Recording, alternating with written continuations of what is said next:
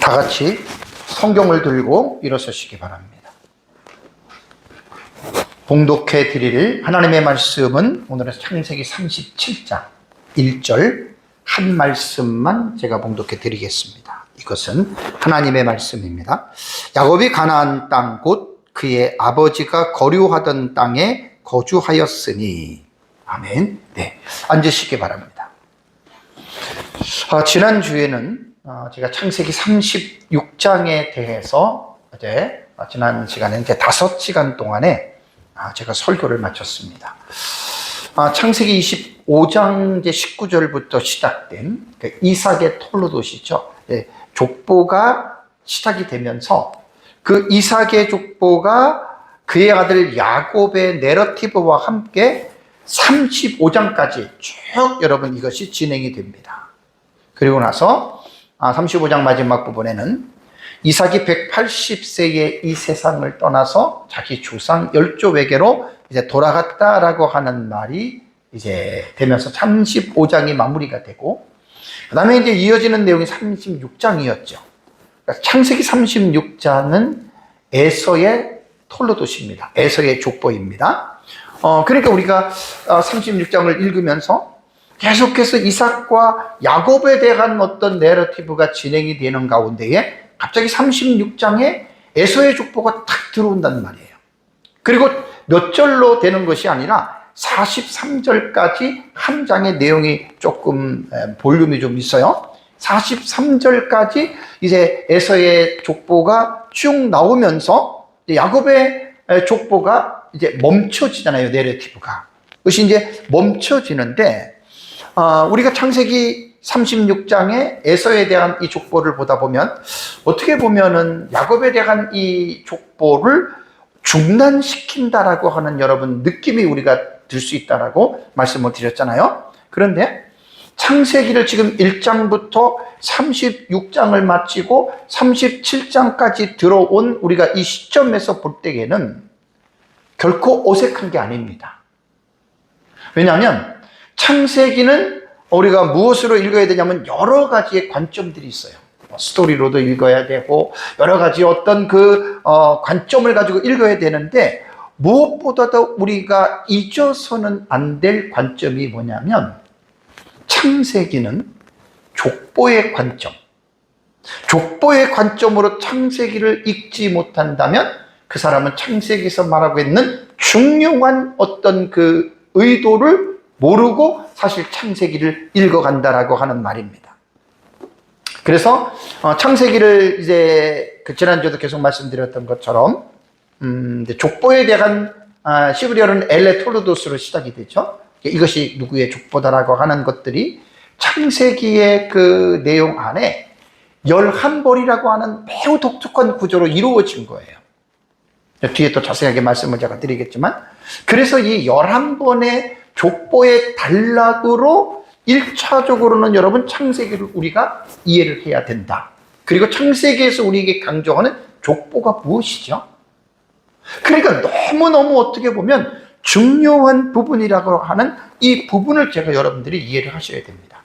그리고 이제 창세기 2장 4절부터 시작된 족보 톨로도트라고 하는 여러분 문단이 이제 10개의 문단까지, 그러니까 창세기 36장에 에서의 톨로도시 2군데 나와요. 그죠? 1절에 나오고 9절에 나오죠.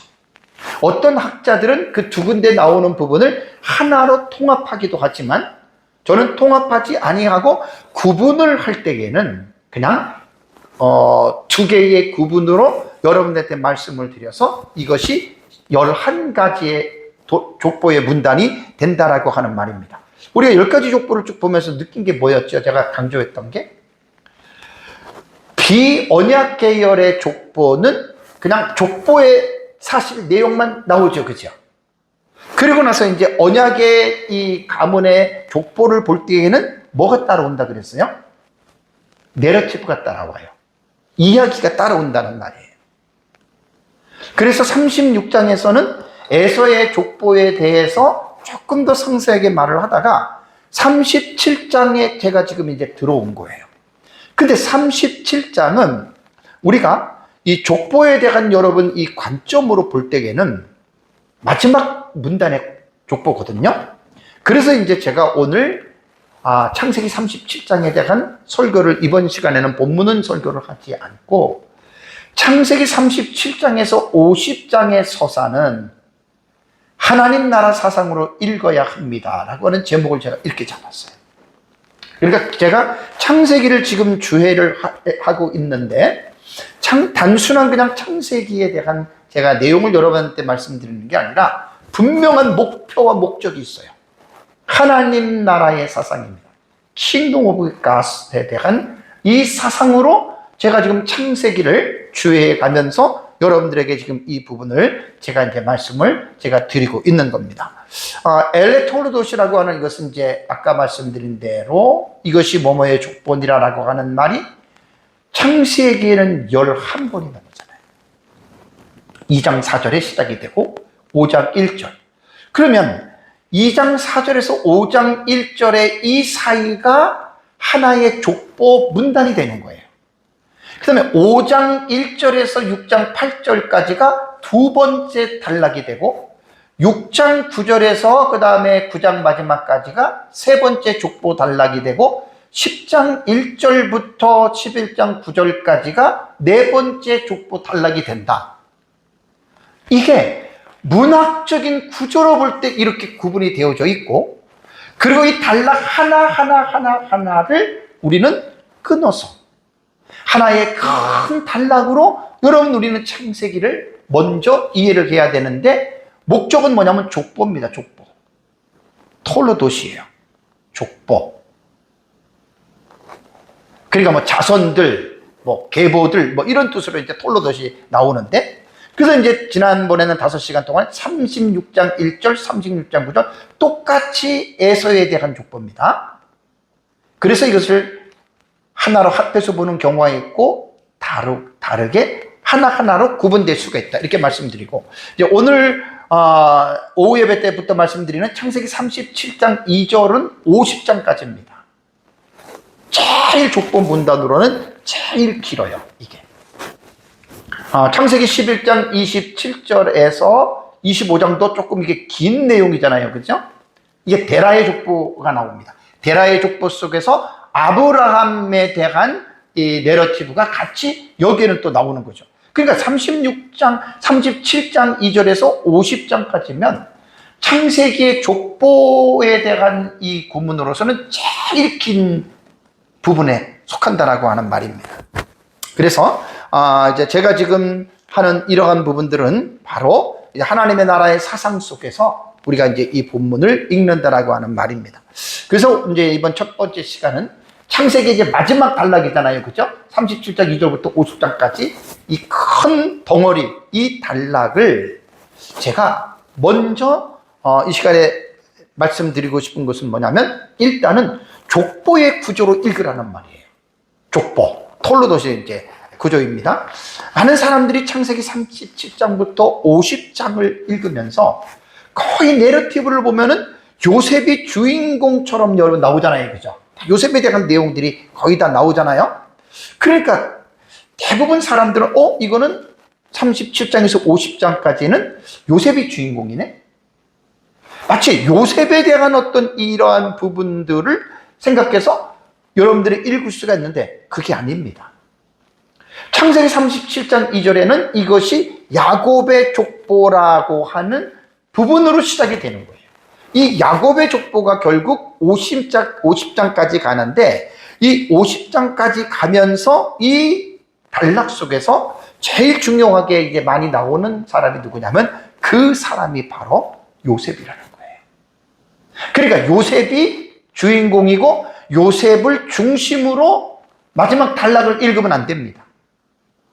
야곱의 족보라고 하는 이 족보라고 하는 이 중심을 가지고 우리가 이 마지막 단락을 우리가 여러분 이해를 해야 됩니다. 그렇다면 여러분, 제가 족보라고 하는 이 부분에서요, 톨로도시잖아요. 족보라고 하는 이 부분에서 우리는 뭘 기억해야 되냐면 창세기 3장 15절을 먼저 떠올려야 됩니다. 창세기 3장 15절이 여인의 후손에 대한 언약이잖아요. 그죠? 이 여인에 대한 후손에 대한 언약이 이것이 누구에게로 이어지냐면 이제 첫 번부터 아담부터 시작하잖아요. 이게 5장 1절에 나옵니다. 그 다음에 6장 9절에 노아로 여러분 이어집니다. 그 다음에 노아의 세 아들 중에 셈으로 이것이 이어지고, 그 다음에 11장 27절에서는 데라의 후손의 아브라함으로 이어지는 거예요. 족보로 볼 때는 반드시 이 여인의 후손에 대한 언약을, 이거를 잊어버리면 창세기를 잘못 보는 거예요. 그리고 25장 12절과 19절에 가서는요, 이스마엘에 대한 부분이 나오고, 그 다음에 이제 여기에서 야곱에 대한 내러티브가 나오다가 여기서 이제 이삭이 나옵니다. 이삭. 요 12절에 누구냐면 이스마엘이에요. 이스마엘. 아주 간략하게 족보를 7절로 이스마엘은 축약을 하고, 이삭에 대한 내러티브가 이제 25장 9절에서 35장까지 이게 이제 이삭에 대한 내러티브가 쭉 나오다가 37장에 가서야 비로소 야곱이 나옵니다. 요 이삭의 내러티브에서 야곱에 대한 내러티브가 이삭의 족보에서 같이 나와요. 그러다가 이제 37장에 여기선 야곱의 족보가 37장 이전에 비로소 언급하면서 여기에선 플러스 누가 되냐면 요셉이 나오는 거예요. 그래서 족보에 대한 이 부분으로 창세기를 반드시 이해를 하면, 이걸 이제 구속사를 연구하시는 분들은 이제 구속사 중심으로 창세기를 보는 거죠. 맞아요. 저는 구속사보다 그 상위 한 단계 위에, 전체를 구속사를 다루는 그 위에 태제라 그래요. 태제라 그러고, 그 가장 중요한 성경의 대전제가 무엇이냐? 그게 하나님 나라예요. 그러니까 하나님의 나라 사상 속에서 아담과 하와가 범죄하고 창세기 3장 15절부터는 구속에 대한 계시가, 여인의 후손의 계시를 3장 15절에 말씀을 하시잖아요. 그러니까 저는 하나님의 나라라고 하는 구속사 이전에, 하나님의 나라는 이 세상을 창조하시기 이전부터 하나님의 나라가 존재했기 때문에, 저는 성경을 구속사 중심으로 보는 것이 아니라 하나님의 나라의 중심으로 저는 성경을 저는 본다, 이 말입니다. 그래서 제가 창세기를 지금까지 재작년 7월에 하나님 나라의 사상으로 보는 설교를 40시간 동안을 서론적으로 40시간을 하고, 재작년 12월 달에 창세기 1장을 제가 설교를 한 거예요. 그래서 이제 지금까지 이 창세기가 쭉 37장까지 이렇게 여러분 지금 이어져 왔다는 겁니다. 그래서 저는 누가 뭐라 하더라도 성경은 구속사 중심이 아니라 하나님 나라의 사상 속에서 구속사가 창세기 3장 15절에 그때 들어가는 거예요. 저는 이렇게 성경을 이렇게 이해하고, 저는 성경을 이렇게 가르치고 있습니다. 그리고 나서 이제 이 본문에서는 창세기 37장의 50장의 서사를 제가 이제 톨로도트, 족보의 구조로 읽어야 된다라고 말을 하면서, 여기서 여러분들이 기억해야 될 게 뭐냐면 요셉의 족보가 아니에요. 요셉의 족보가 아니에요. 야곱의 족보라는 거예요. 그러니까 창세기 37장부터 50장은 요셉이 비록 내러티브 상으로는 주인공으로 요셉이 드러나기는 하지만, 중요한 것은 뭐냐면 야곱의 족보 속에서 요셉의 내러티브가 함께 나오고 있다. 이걸 여러분들이 기억해야 됩니다. 그래서 여러분, 이 본문은 많은 사람들이 창세기 37장 이후를 요셉의 성공의 역사, 요셉의 성공의 역사로 알고, 요셉이 막 총리가 됐고, 막 요셉이 고난을 당한, 막 이런 데 막 포커스를 맞춰가지고 창세기 37장에서 50장의 내용을 마치 요셉의 드라마의 주인공이 됐고, 요셉의 어떤 성공에 대한 이런 부분들을 많은 사람들이 기억하고 있는데, 그게 아닙니다. 아까 제가 첫 번째 말하는 게 족보잖아요, 족보. 여인의 후손, 창세기 3장 15절에 여인의 후손입니다. 하나님이 약속하신 여인의 후손에 대한 이 언약을 이루어가는 족보다. 이거를 무슨 일이 있어도 창세기를 뭐 어떤 스토리식으로 이해하기 전에 이걸 먼저 여러분들이 머릿속에 딱 박아야 놔야 됩니다. 족보다. 여인의 후손에 대한. 그래서 구속사를 말을 할 때는 아주 구속사가 여기서 힘이 있죠. 구속사를 쫙 해가지고 창세기 3장 15절부터 이제 노아, 아브라함, 이삭, 야곱 이렇게 족보로 창세기를 여러분들이 봐야 되고요. 그래서 이제 두 번째로 제가 여러분들한테 강조를 하는 것이 뭐냐면 창세기 37장과 50장의 서사를 하나님 나라의 사상으로 읽어야 한다. 여기서 제가 8가지를 제가 첫째 시간에 중점을 제가 여러분들에게 말씀을 제가 드리기로 하겠습니다. 8시간 동안 제가 여러분들에게 말씀을 제가 드릴 텐데요. 첫 번째가 뭐냐면 이 창세기 37장과 50장은요. 하나님의 작정을 이루어 가시는 섭리의 역사다. 이렇게 읽으셔야 됩니다. 요셉이 고난을 당하고 죽으려고 그러고 팔려가고 감옥에 가고 이렇게 됐어도 그것이 요셉의 개인의 어떤 한 사람의 포커스를 맞추는 게 아니에요. 그 요셉에 대한 일거수일투족의 모든 사건이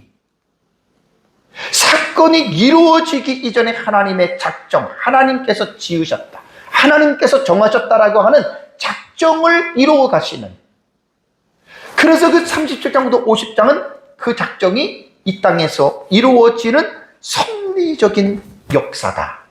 그래서 제가 창세기 45장과 50장의 아주 중요한 부분 제가 3번을 연거푸 말씀을 드립니다. 그러면 여러분들이 이해가 될 거예요. 45장 5절에서 8절, 50장 2절에 보면 요셉이 형들에게 이 화해를 한 상태잖아요. 당신들은 나를 이곳에 팔았다고 근심하지 마소서. 이거는 요셉의 형들이 했던 일입니다. 그런데 요셉은 뭐라고 이것을 바꿔서 말을 하면, 나를 보낸 이는, 형들이 요셉을 죽이려고 했고 팔았잖아요. 그죠? 근데 요셉은 여기서 뭐라고 얘기를 하면 치환을 바꾸는 거야. 오히려 그걸 생각하지 않고 나를 보내신 이는 당신들이 아니요. 누구라? 하나님이시다. 그래 보세요. 똑같은 사건, 똑같은 역사를 어떻게 보느냐에 따라서 하늘과 땅 차이라는 말입니다.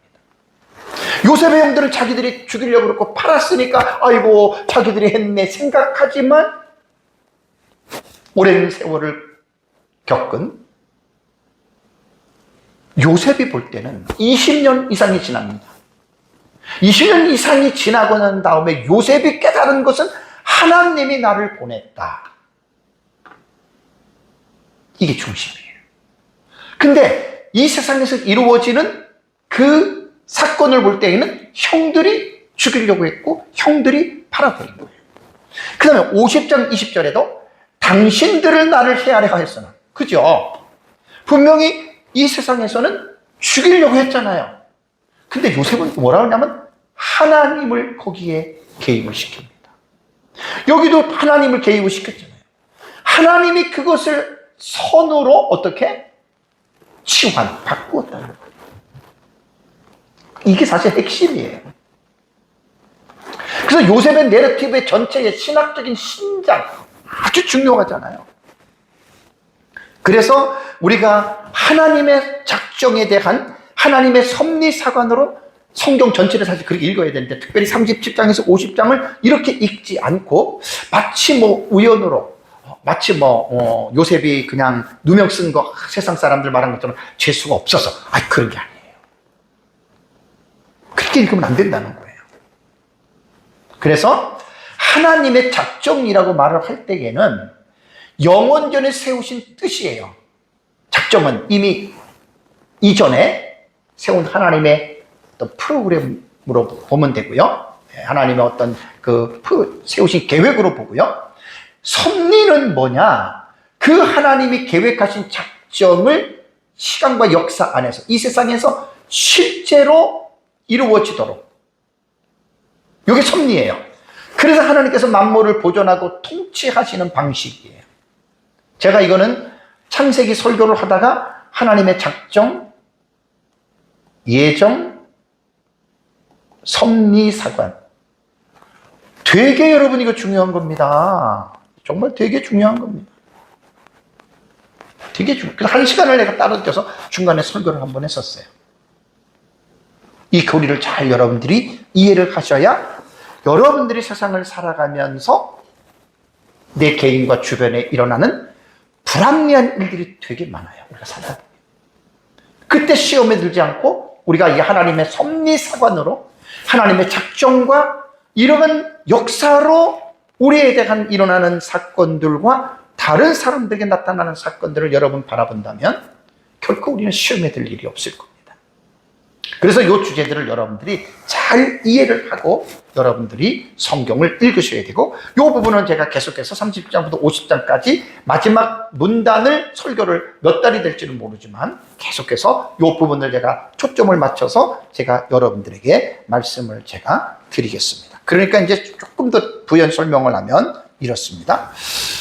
우리가 이제 37장부터 50장을 읽다 보면 이해가 안 되는 부분들이 나올 겁니다. 예를 들자면 요셉의 형들은 자신들의 죄와 악한 행위로 요셉을 죽이려고 했고요. 애굽으로 팔았잖아요.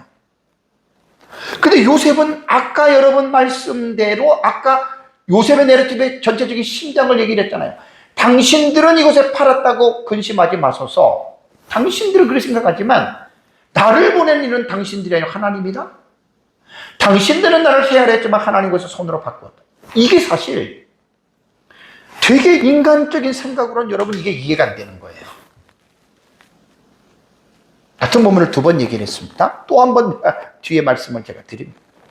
그러니까 우리는 제가 여러분들에게 늘 강조하는 게 있잖아요. 성경은 이해를 하라고 주신 책이 아닙니다. 그래서 성경은 이해의 대상이 아니라 무슨 대상? 믿음의 대상입니다. 이게 전제가 딱 이렇게 설정이 돼요. 우리가 성경은 인간의 말이 아니고 하나님의 말씀입니다. 이 전제예요. 성경에는 틀린 말이 없다. 이것이 대전제예요. 그러니 성경은 하나님이 우리에게 주신 목적과 의도는 이해를 요구하고 이해를 응하게 하려고 성경을 주신 게 아니에요. 너희들이 이 책을 읽고 이해를 해? 하나님 그렇게 성경 주시지 않았습니다. 이게 내 말이니까 이 성경을 믿어. 차원이 다른 거예요.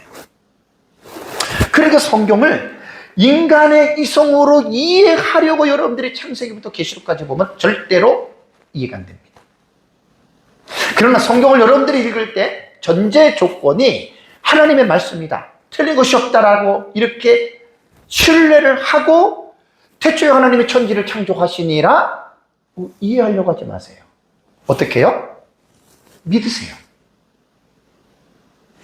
하나님이 처음에 그러니까 물리적인 세계가 없었을 때 그때 하나님이 천지를 창조하시는 그 시작점, 그게 창세기 1장 1절이거든요.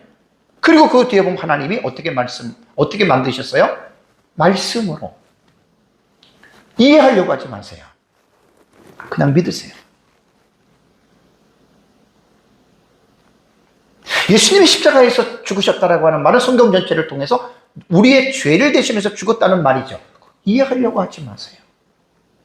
믿으세요. 예수님이 죽은 지 사흘 만에 다시 부활하셨다? 이해를 하려고 하지 마세요. 믿으세요. 예수님이 동정녀 마리아의 몸에서 남자의 도움을 받지 않고 성령으로 마리아의 태에서 잉태되셨다? 믿으세요. 예수님이 죽은 지 나흘 만에 그 몸에서 썩은 냄새가 나는 나사로를 살리셨다? 이해를 하려고 하지 마세요. 믿으세요. 다시 말씀드리면 성경은 이해의 대상이 아니라 믿음의 대상이다. 그렇기 때문에 설교자는 성경 말씀을 전할 때에 성도들에게 이해를 시키려고 자꾸만 그것을 가지고 말씀을 확장시키지 말고 선포를 하는 거예요. 캐리고마예요. 믿으라고 하는 이 계시의 말씀을 선포하는 거예요. 그래서 우리가 성경을 보다 보면은 인간의 잘못된 행위들, 참 여러분 이렇게 자꾸만 성경을 우리가 파고 들어가다 보면요 믿어지지를 않아요.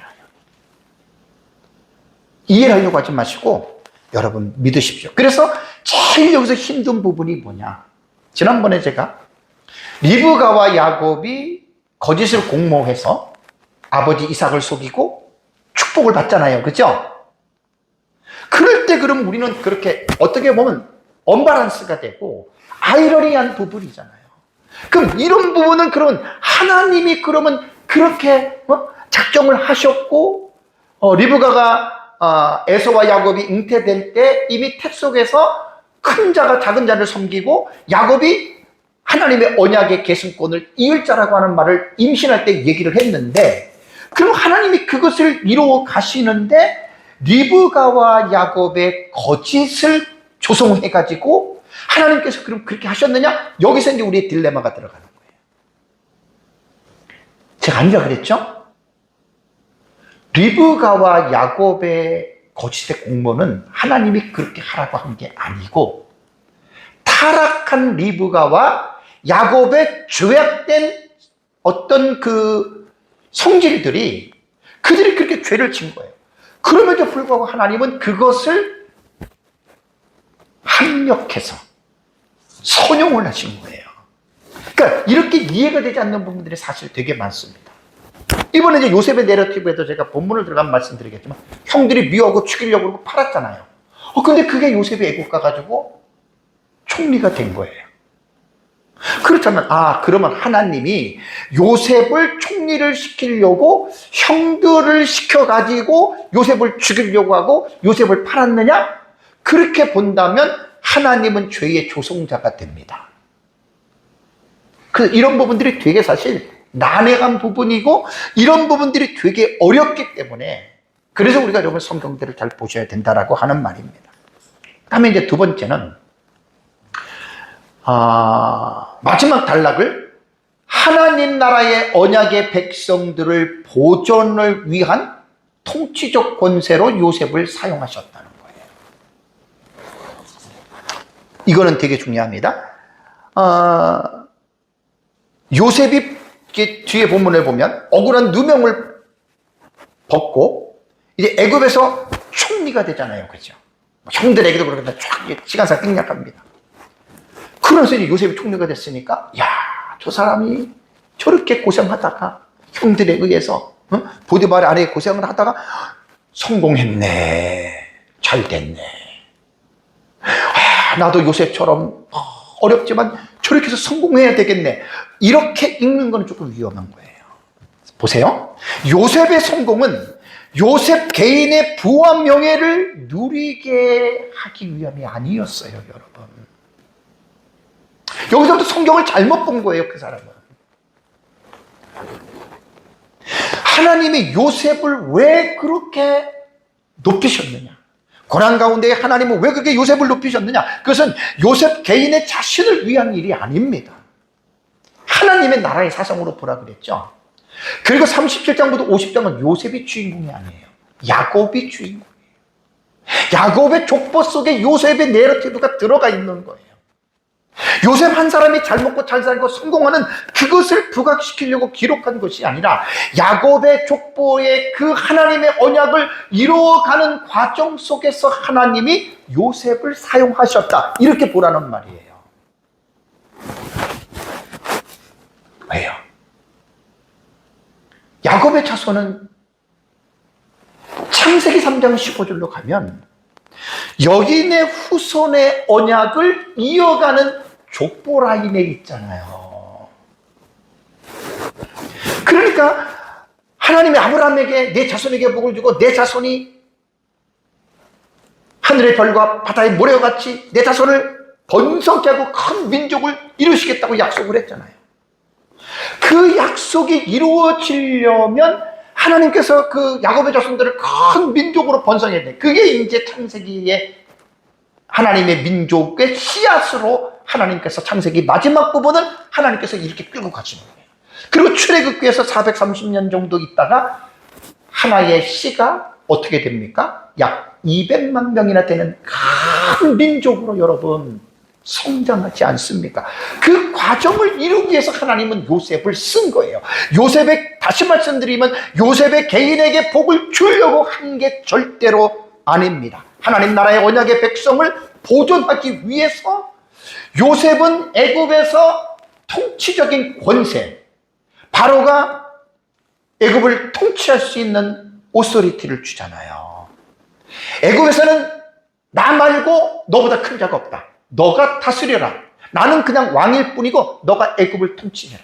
여러분, 이게 요셉의 개인의 어떤 입신양명과 요셉의 개인의 복을 주기 위해서 한 게 아니에요. 그래서 창세기 50장 20절에 요셉은 이렇게 고백을 합니다. 당신들은 나를 해하려 하였으나, 아까 이 세 번째 지금 말씀드리는 거예요. 너무 중요하잖아요. 하나님은 그것을 선으로 바꾸셨다. 하나님이 바꾸지 않았으면 요셉은 죽었어요. 오늘과 같이 뭡니까? 많은 백성의 생명을 구원하게 하시려 하셨나. 요셉 개인의 성공이 아닙니다. 많은 사람들을 구원하기 위해서 하나님께서 요셉을 선택했을 뿐이에요. 요셉이 이걸 깨달은 거예요.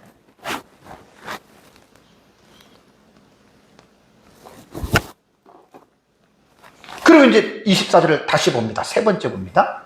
요셉의 그 형제들에게 말을 합니다. 보세요. 무슨 말을 하나? 나는 죽을 것이나 하나님이 당신들을 돌보시고 당신들을 이 땅에서 보세요. 인도하여 내사 애굽에서 나가게 하신다는 거예요. 아브라함과 이삭과 야곱에게 맹세하신 땅에 이르게 하시리라 하고, 뭘 말하는 거죠? 요셉의 이 통치의 그 권위는 자신의 어떤 것들을 드러내려고 하는 것이 아니라 하나님의 언약의 백성들, 그 언약의 백성들을 애굽에서 반드시 인도하였네. 출애굽이라는 말이에요. 그 출애굽의 목적은 아브라함과 이삭과 야곱 족장들에게 약속하신 그 가나안 땅, 그 땅에 들어가게 하기 위해서, 뒤에 제가 말씀드리겠지만 애굽이라고 하는 곳은요, 하나님께서 이 이스라엘 백성들을 큰 민족으로 그 씨앗을 파종하고 그 씨앗에서 열매들이 맺혀지는, 그래서 하나의 큰 민족으로 이루기 위한 보존의 도구로서 하나님이 애굽을 사용했다. 이게 두 번째 내용입니다. 그래서 창세기는 37장부터 50장까지는 이 관점으로 제가 계속해서 설교를 할 것이고, 세 번째는 뭐냐면 유다가 나와요.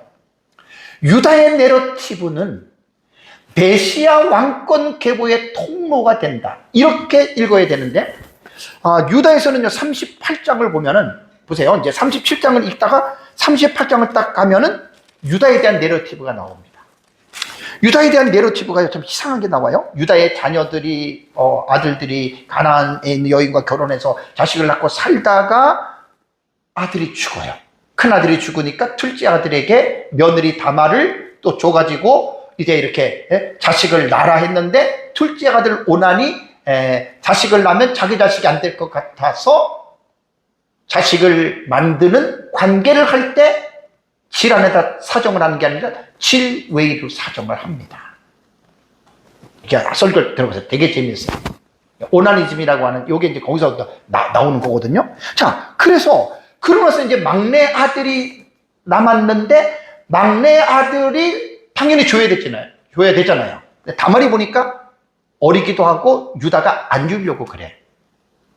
그래서 유다의 부인이 죽고, 그러면서 이제 유다가 어떤 동네로 올라가는데 다말이 그거를 알고 창녀로 변신해가지고 유다가 자기 며느리인지도 모르고 관계를 하고, 거기서 난 아들이 있습니다. 쌍둥이를 낳죠. 베레스하고 세라.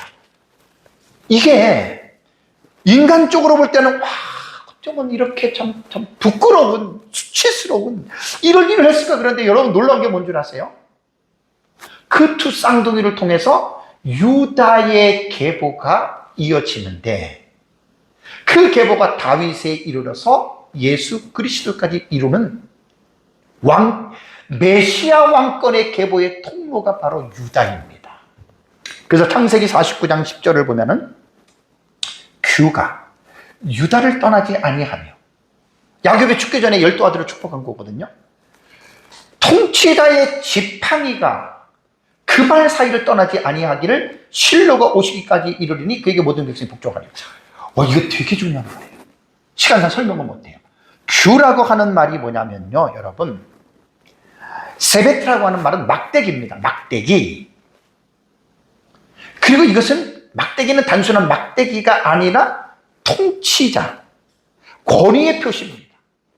그래서 결국 유다의 자손들 속에서 바로 메시아이신 만왕의 왕이신 예수 그리스도가 여인의 후손이 태어날 것이다. 그래서 이제 이것이 분열왕국 시대에 남북이 두 갈래로 갈라지면서 유다의 자손들이 남유다를 끝까지 통치합니다. 19명이. 놀랄 일 아니에요? 그래서 이 유다는요, 어떻게 보면 요셉의 내러티브가 나오다가 갑자기 유다가 여기서 왜 나와 그러는데, 아니에요. 그래서 제가 여러 번 말씀드리잖아요.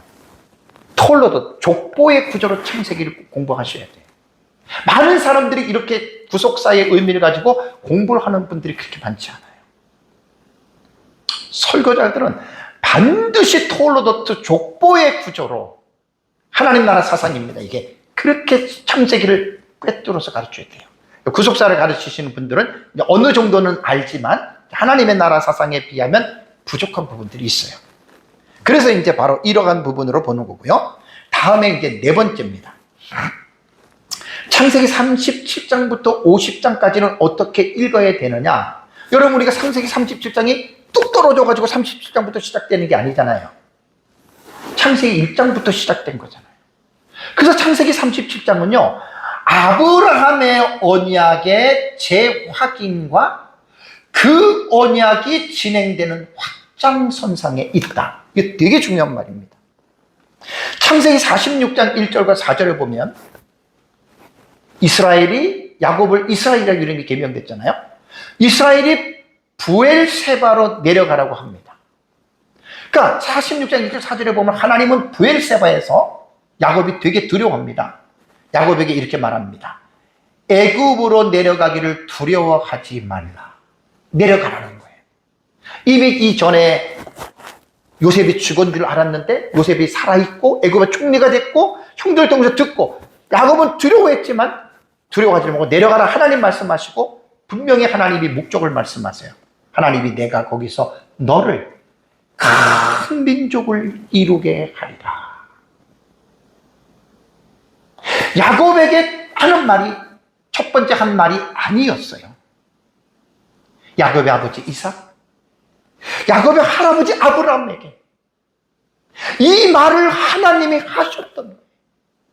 그리고 하나님은 아브라함과의 약속했던 이 언약을 창세기 12장부터 보면 계속해서 아브라함과 이삭과 야곱에 이르기까지 이 언약이 계속해서 확장 이루어 가시는 거예요.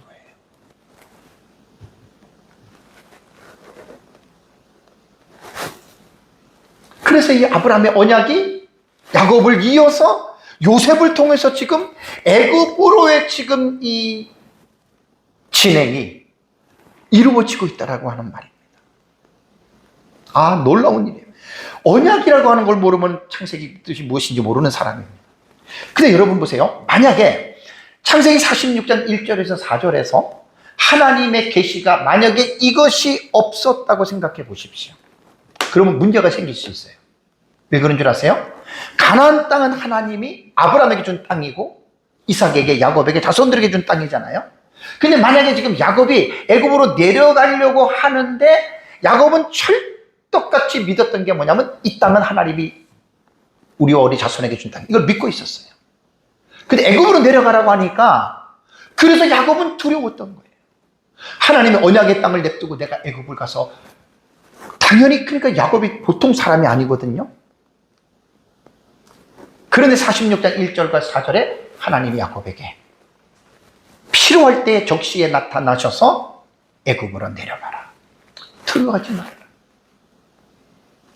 그러니까 여러분, 성경은 지금 창세기 37장부터 50장은요 요셉을 중심으로 읽어서는 절대로 안 되는 거예요. 절대로 안 되는 거예요. 그건 본질이 아니에요. 본질은 아브라함의 언약이에요. 이 하나님의 나라의 사상으로 지금 37장부터 50장을 이렇게 절절히 여러분들이 읽어가셔야 됩니다. 앞으로 제 설교는 이렇게 나갈 겁니다. 다음에 다섯 번째, 요셉의 고난은 참 특별한 겁니다. 욥기에서 욥이 당한 고난이 정말 특별했던 것처럼 창세기 마지막 문단에서 요셉이 겪는 고난은 그 고난의 의미를 분명하게 이해하고 계셔야 됩니다. 제가 지난달에 서울에서 목사님들을 대상으로 에스라 강의를 할 때, 목사님은 기계적 응보론자입니까? 섭리론적인 응보론자입니까? 그렇게 제가 강의를 하는 게 있어요. 자, 이게 왜 중요하냐면, 기계적 인과 응보론이라고 하는 말은 뭐냐면, 모든 고난과 모든 잘못과 모든 고통과 모든 불행은 죄 때문이다. 이게 기계적 응보론이에요. 인과응보론이에요. 제가 인과응보론은 말을 왜 쓰지 않으려고 하냐면, 불교계에서 쓰는 용어의 인과응보론은 현재의 고난이 과거의 삶으로 말을 하면 괜찮은데 과거의 전생까지 들어가요. 전생. 그래서 인과응보론이라고 하는 말은 제가 안 쓰는 거예요. 기계적 응보론. 그러니까 모든 것들이 다 죄 때문이다라고 하는 것을 기계적 응보론이라고 하는데, 요셉의 고난은 전혀 죄하고 상관이 없잖아요. 욥처럼. 이것은 하나님의 섭리로 보는 고난입니다. 지난달 제가 서울에서 강의했던 그 내용을 유튜브를 청취하시는 분들은 꼭 그 강의를 한번 들어보세요. 아주 되게 중요한 강의였습니다. 7월 달에 서울에서 강의입니다. 그러니까 기계적 응보론으로 보는 사람과 하나님의 섭리의 응보론으로 보는 사람들은 차원이 달라요. 시간상 더 이상 얘기는 안 할게요. 이걸 이제 일종의 고난 신학이라고 합니다. 기독교 안에서 여러분, 고난이라고 하는 주제는 정말로 중요합니다. 어떤 하나의 신학의 어떤 그 주제로서, 테마로서 형성할 만큼 그리스도인들에게 쓴 고난은 뺄래야 뺄 수 없는 매우 중요한 주제가 됩니다. 요셉이 형제들에게서 버림을 당하잖아요. 죽이려고 했잖아요. 다음 주에 제가 설교를 합니다. 꿈꾸는 자 모두 다 죽이자. 르우벤이 개입해서 못 죽인 거예요. 억울함이잖아요. 애굽의 보디발의 아내의 집에서 가정 총무로 있으면서 보디발의 아내가 요셉을 유혹해서 동침하기를 원했지만 요셉은 코람데오 신앙 때문에 거절했습니다. 오히려 보디발의 아내가 누명을 씌워가지고 억울하게 요셉이 감옥에 갇히잖아요. 그러니까 기계적 응보론자들은 요셉이 죄를 져서 저렇게 됐어, 이렇게 판단을 한다는 말입니다. 아니지요. 하나님의 섭리입니다. Providence of God. 하나님의 섭리론으로 요셉은 고난을 당한 겁니다. 왜? 하나님의 뜻을 이루기 위해서입니다. 요셉은 약 13년의 고난의 잔을 믿음으로 마시고 인내했고, 13년이 지난 다음에, 그러니까 17살의 형들에게 팔려갔다가 30살의 요셉의 총리로 등극합니다. 그 당시에 애굽의 법은 공직에 올라가는 나이가 30살이 되어야 합니다. 그래서 요셉이 감옥에서 꿈을 볼 때 술 맡은 관원장이 꿈을 까맣게 잃어버린 게 아마 1년 정도 되는데, 그게 하나님의 섭리예요. 30살이라고 하는 그 당시의 애굽의 법을 하나님이 준수하기 위해서 하나님께서 그 인터벌을 하나님이 끌고 가셨다. 여러분, 우리 성경을 그렇게 읽어야 됩니다. 하나님의 나라의 사상과 관점으로 성경을 처음부터 끝까지 읽어 나가셔야 됩니다. 많은 사람들이 성경을 읽을 때 하나님의 나라의 관점과 중심을 망각하고 그냥 자기 멋대로 자기 생각대로 성경들을 읽어 나갑니다. 제가 창세기 주의 설교는 단순한 창세기 주의 설교가 아닙니다. 하나님의 나라의 사상과 관점으로 계속 제가 여러분들에게 1장부터 말씀을 드려왔습니다. 성경을 하나님의 나라의 중심으로 읽지 않으면 잘못 읽는 겁니다. 정말 엉뚱하게 성경을 가지고 자기 하고 싶은 말대로 성도들의 비유를 맞추고 완전히 인본주의로 성경을 가르치는 분들이 얼마나 많은 줄 아십니까? 하나님의 나라를 몰라서 그래요. 정말 가슴이 아파요. 저는 이것만 생각해요. 그런데도 많은 사람들이 자기는 하나님의 나라를 잘 알고 있다라 대착각을 합니다. 50장 20절 설명하지 않겠습니다. 하나님이 손으로 바꾸었다. 많은 사람의 생명. 섭리예요, 섭리. 여섯 번째는 아브라함에게 약속하신 열방을 향한 복이 있지요. 요셉을 통해서 1차적으로 나타나는 거예요. 와, 이게 놀라운 겁니다. 왜냐하면 창세기 28장 14절에 이 창세기 28장은 이게 야곱에게 한 약속이에요. 야곱 기억나시죠? 베델. 네? 베델에서 야곱이 사닥다리의 환상을 보잖아요. 그때 하나님께서 야곱에게 한 말이거든요. 그때 제가 14절에서 15절에 나타난 이 야곱의 복이 야곱에게 특별하게 준 복이 없다 그랬죠. 이 복이 뭐죠? 아버지 이삭에게. 이 복의 내용이 할아버지 이 아브라함에게 한 복을 그대로 계대 전승된 거예요. 내 자손이 땅에 티끌같이 되어 내가 서쪽과 동쪽과 남쪽, 북쪽과 남쪽으로 퍼져나갈지며, 그 다음에 말이 뭐죠? 땅의 모든 족속이 너와 내 자손으로 말미암아 복을 받으리라. 결론적으로 뭡니까? 요셉이 바로의 꿈을 해석해서 7년 풍년 동안에 엄청난 양의 곡식을 애굽 전역의 곡간을 만들어서 전부 다 집어넣었잖아요.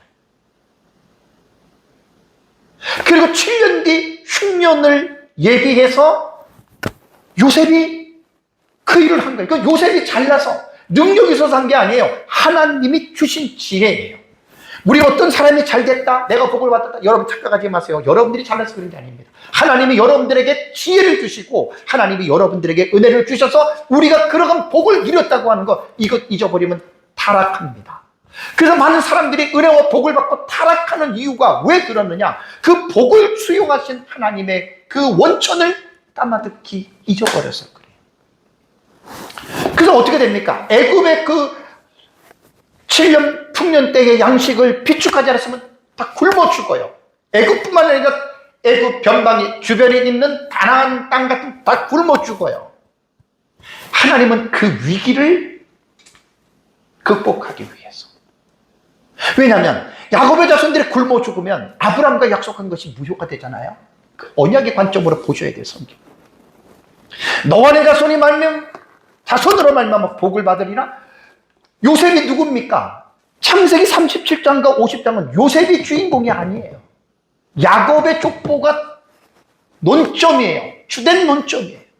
그 야곱의 그 족보 속에 요셉의 내러티브가 함께 가는 겁니다.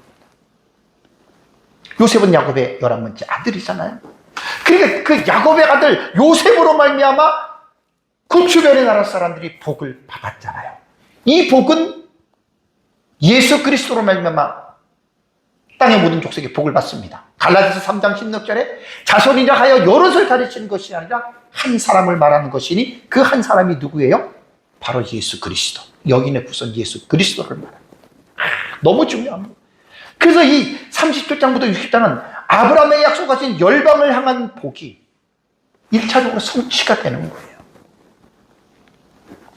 7번째는 37장과 50장은 일반 은총과 특별 섭리가 함께 나타나는 요셉의 통치를 봐야 됩니다.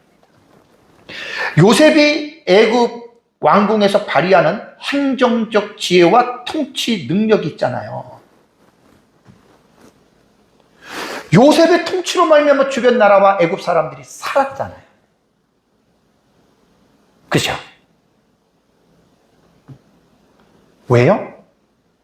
요셉이 똑똑해서? 하나님이 주신 지혜예요. 하나님이 요셉 한 사람을 위대하게 세우시려고 하나님이 하신 게 아니에요.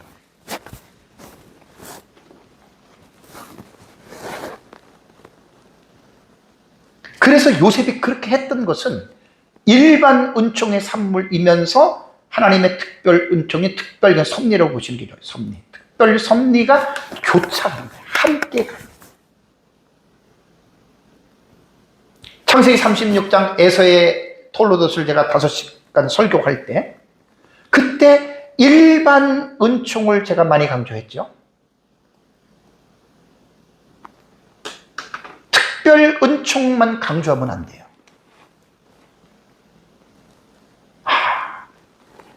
더 이상 말을 하지 않겠습니다. 시간이 많이 가서. 어쨌든 지금 이게 요셉이 지금 하나님의 지혜를 받아서 꿈을 해몽하고, 그리고 나서 이제 주변에 있는 많은 사람들 양식을 주어서 동물들까지 사람들까지 살린 것은 그게 하나님의 일반 은총이에요. 하나님은 언약 안에 있는 백성들만 사랑하고 언약 안에 있는 백성들만 복을 주시는 하나님이 아니라 그랬죠. 36장에서 5시간 동안에 수도 없이 제가 강조를 했습니다. 이게 우리의 뇌리 속에 박혀 있어야 돼요. 많은 사람들이 오늘날 그리스도인, 예수 믿는 우리만 사랑하고 우리에게만 복을 준다, 대단한 착각입니다. 하나님은 하나님의 일반 은총의 영역을 인정하셔야 되고, 일반 은총의 영역을 함께 봐야 돼요. 하나님은 우리들만의 왕이 아니라 이 땅의 모든 나라 사람들, 하나님을 믿지 않는 나라의 사람들까지도 다스리시는 통치자이신 왕이십니다. 그래서 하나님은 왕 중 왕, 모든 왕 중에 왕이다. 비록 믿지 않는 자라 하더라도 성경을 폭넓게 봐야 돼요. 우물 안에 개구리가 우물 안에서 하늘이 요것밖에, 동그랗게 요것밖에 안 돼 그랬죠. 우물 나와 보세요. 하나님을, 인간의 어떤 내 생각과 경험으로 하나님을 절대적으로 제한하지 마십시오.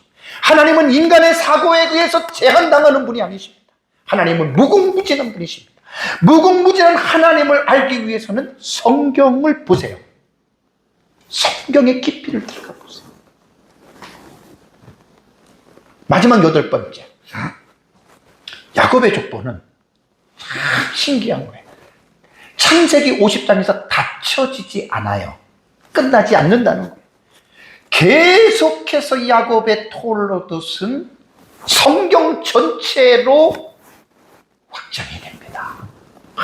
이게 놀라운 말입니다. 자,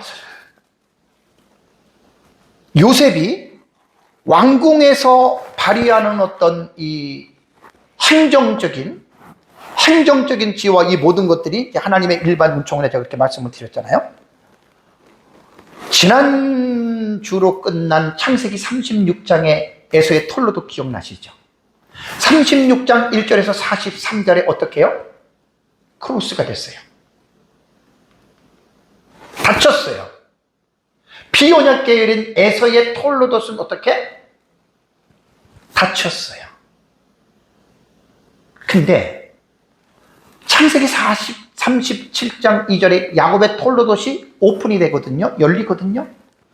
50장에서 크로스가 되는 게 아니에요.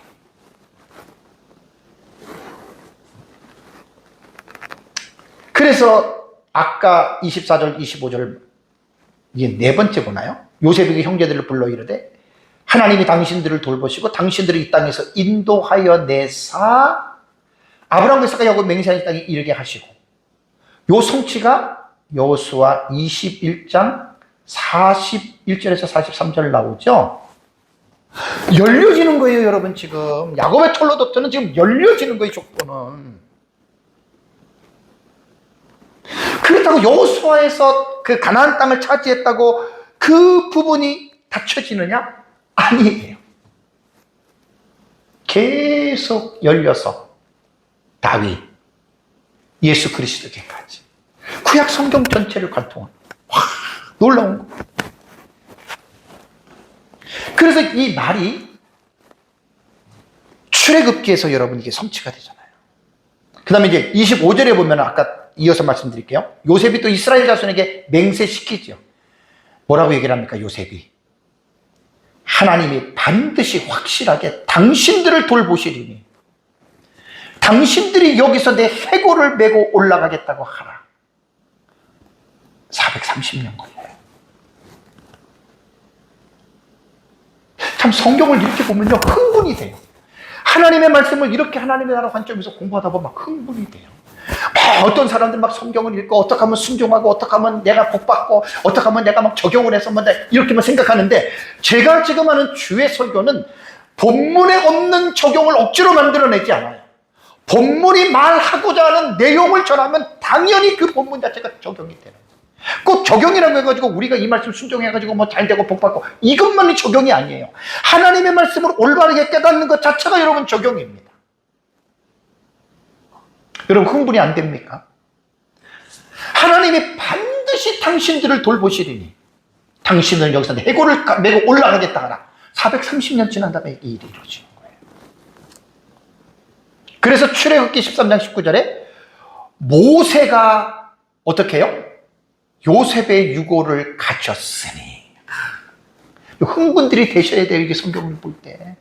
430년 지난 후에 모세가 이는 요셉의 이스라엘 자손으로 단단히 맹세하여 이르기를 하나님이 반드시 너희를 찾아 오시리니.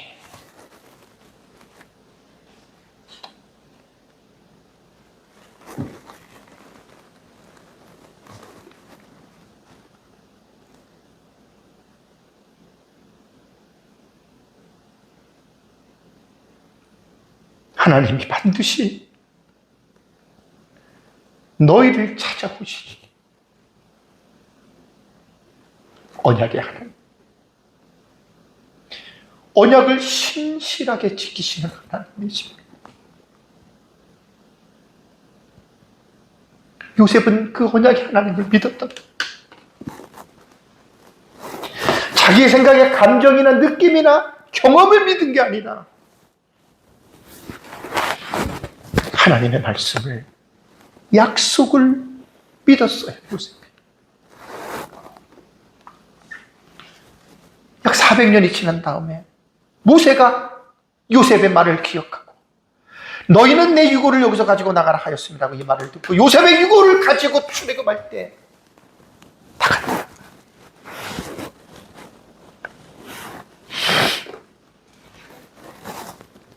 그러므로 창세기 50장은 창세기로 야곱의 톨로도트가 크로스가 되는 게 아니에요. 다 찢어지는 게 아니에요. 계속 열려지는 거예요.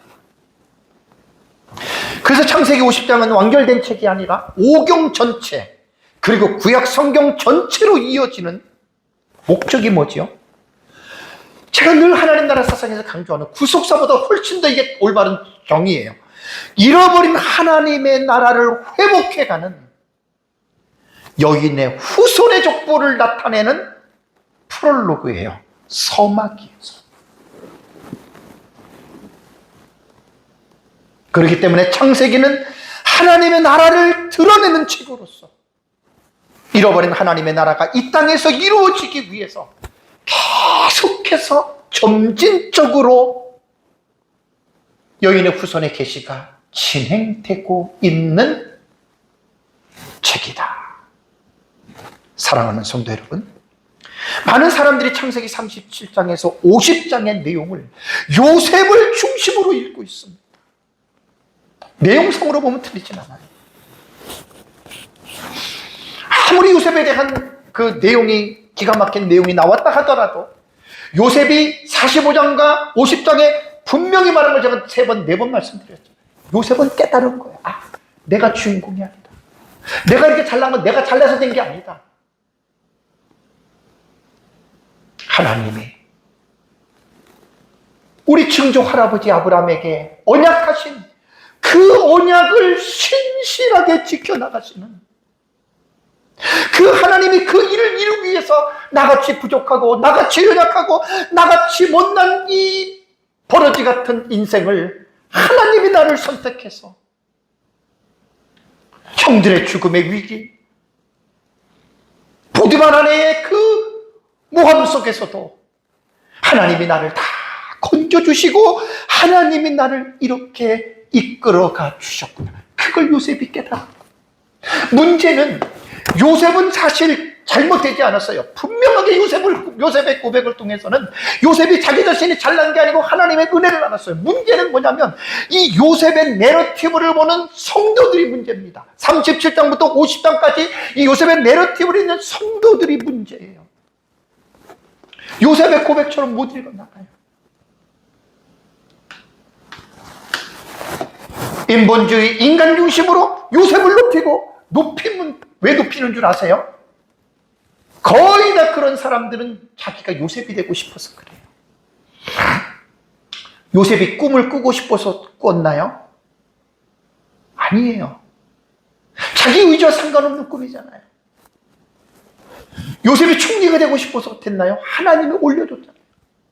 많은 사람들이 요셉의 이 내러티브를 잘못 읽으면 인간의 욕심에 사로잡혀가지고, 하나님 나도 요셉의 꿈을 꾸고 꿈꾸는 교회, 요셉처럼 꿈을 꿔서 나도 요셉처럼 이 세상에서 복을 받는 사람이 되게 해주세요.